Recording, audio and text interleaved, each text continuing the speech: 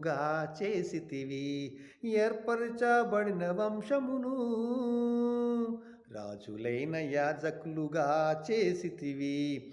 పరిశుద్ధ జనముగా సొత్తైన ప్రజలుగా, పరిశుద్ధ జనముగా సొత్తైన ప్రజలుగా నీ కొరకే జీవించుట నాకు భాగ్యము.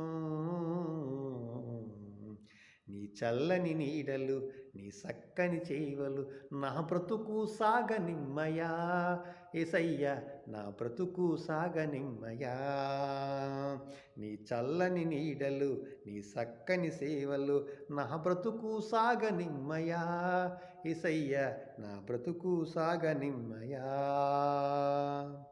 అందరికీ నా హృదయపూర్వక వందనములు.